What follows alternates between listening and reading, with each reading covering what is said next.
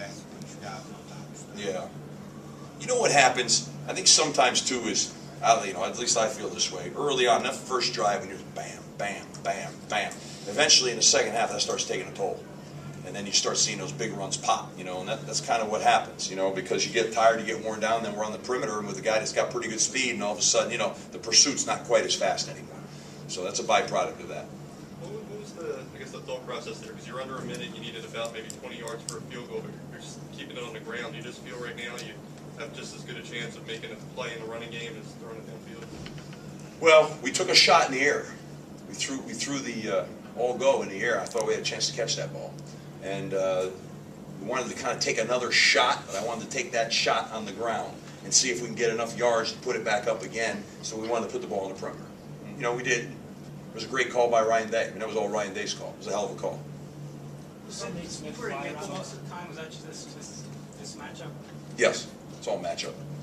You saw Nate Smith fly around in the spring game. You said that's one step you want to see when the games count. And you're leading tackler tonight, but kind of like you did back in April. I don't have a good feel for that right now, you know, because I need to watch the tape. You know, I don't have a great feel. I kind of really was watching the defensive front line a little bit, you know, so I need to watch the tape to comment really on Nate. You're telling me he was a leading tackler. That's terrific. I mean, I don't know that, so I'm anxious to watch it. Tomorrow morning I'll watch the defensive tape. What did you see from that front that you liked? Well, I thought they had great surge. You know, I thought they were getting after the quarterback. I liked what we were doing. You know, we lost contain a couple of times. You know, but we harassed them pretty good. So big plays. We let up some big plays. That's the kind of thing we want to get rid of that right there. Because without those, you know, really could have held field position and could have been great. Steve, Kenny Harper runs for 2 touchdowns, including a long one in the second half. Can you talk about what you expect from him the rest of the season? Kenny's a hybrid for us. He's a fullback / tailback. He's a big back. So we use him in a lot of different capacities. He gives us the ability to be on the field with 2 tailbacks, yet we can run a power run game with him as fullback. So he's kind of a unique player for us right now. He's a hybrid, and Jalen and Khalif are a hybrid. They're a receiver / tailback. We didn't get that piece going. We've got a piece there that we did not get going tonight. You know, and I really want that's critical for us. That's Jalen Fitzpatrick and Khalif Urban utilizing Kenny Harper in a much more spread component that we'd like to be able to get some. You know, we will get some mileage out of. Coach, how many of Corey's runs were designed runs, and how many of those? Reads. Very few were. A few of them were checks at the line, and they were called quarterback runs, and then some of them are reads. They're read options for him. He's reading the end, pulling the ball. You know, it's read zone plays, bash plays. They've got a read component to them. Did you want to throw more?